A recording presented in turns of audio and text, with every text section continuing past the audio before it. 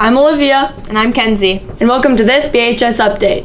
Knock knock. Who's there? Irish. Irish who? I wish you a happy St. Patrick's Day. That reminds me of this video about St. Patrick's Day that we're going to show you. St. Patrick's Day is an Irish holiday celebrated every year on March 17th.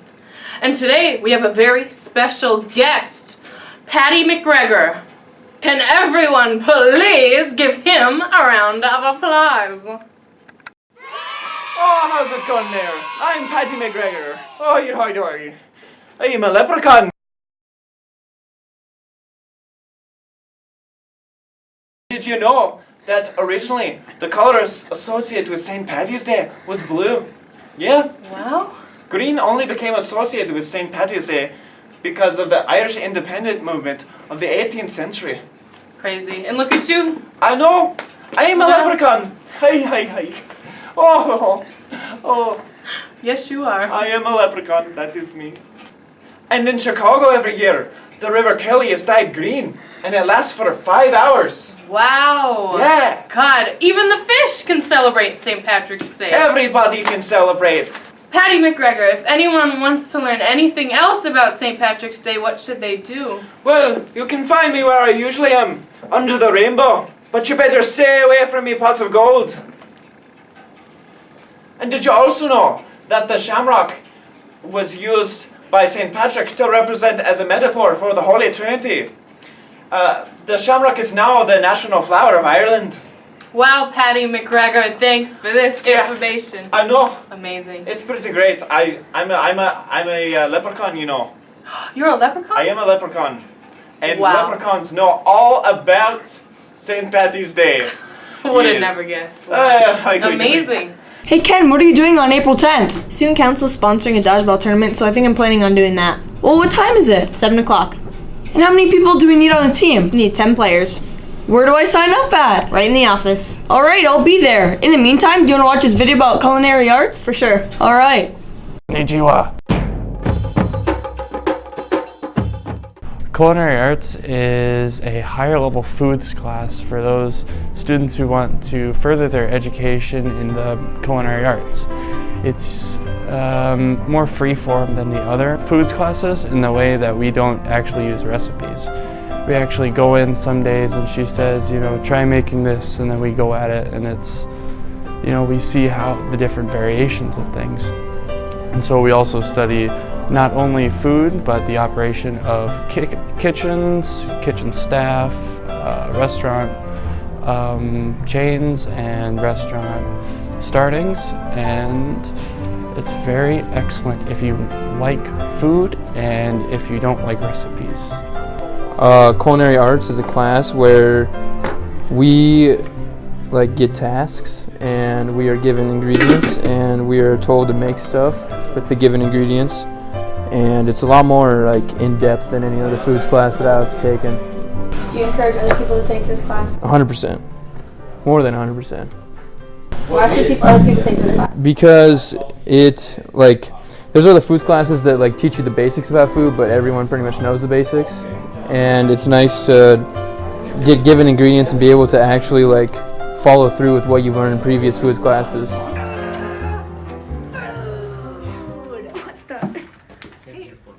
Awesome. Thank you. Hey Olivia, do you speak any foreign languages? I'm trying to learn Spanish. Well, there's this weird guy in our multimedia class, and he has this video about Japanese, so I guess we could watch that. Sounds good.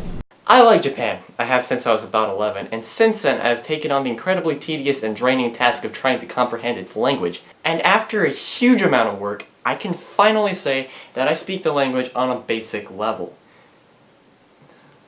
So if you, Peter, have any interest in learning Japanese or any other strange, cruel, and unusual language, maybe this video will shed some light on some things for you.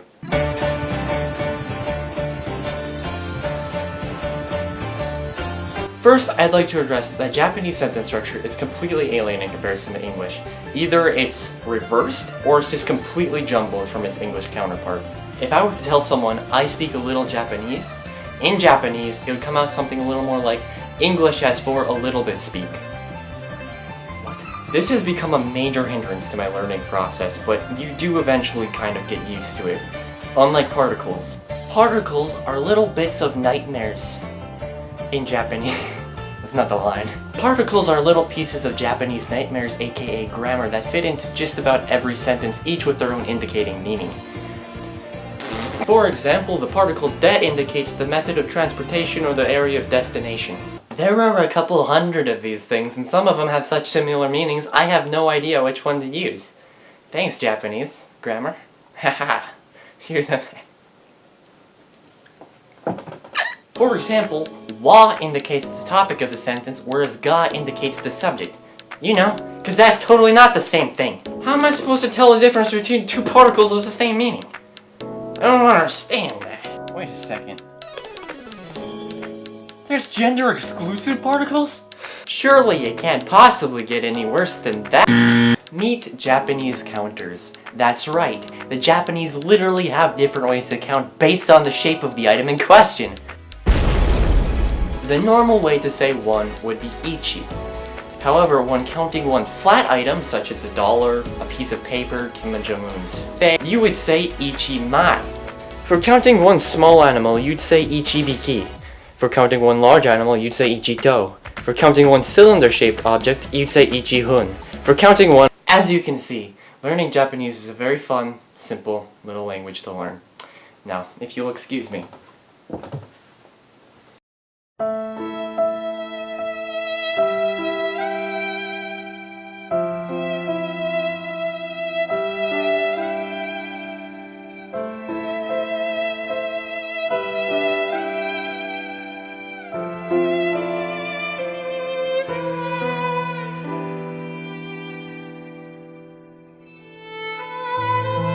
Hey Ken, do you know that there's a lot of students that need help getting clothes? Really? Yeah, and Avid's sponsoring this clothes pantry. Let's check it out. Okay. Okay.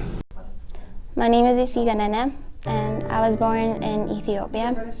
I came to the States in 2008, so I've been here for 8 years now. Prior to coming to the States, I really didn't attend school much because it wasn't really enforced. So when I came here, I was super interested in it. My freshman year, I found out that I could graduate in 3 years if I wanted to, so since then I've been working pretty hard. I've been taking summer school classes. I don't have a lunch, and I've also been taking early bird classes to finish high school in 3 years. My friends Rebecca Harrington and Serenity Harrington and I started this project called the BHS Closet, and basically what it is like a room full of clothing items and school supplies to help students in need of those things. The BHS Closet is an organization my sister and I started with help from a couple of friends we noticed a need in the community. Like, people were walking to school in shorts when there's a lot of snow on the ground.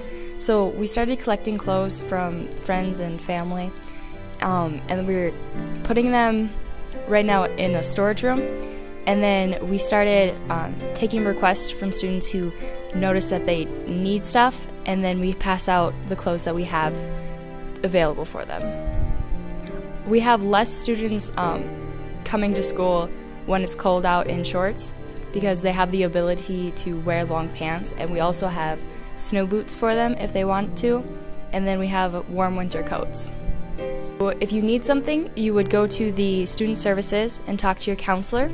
There's also a notebook there where you can write your name down and then what you need. And then we, as a closet, will see if we have the item you're looking for, and we will get that to you as soon as we can. So if you want to donate, donations are year-round. And that's all we have for you for this BHS update. I'm Ken. And I'm Liv. Deuces.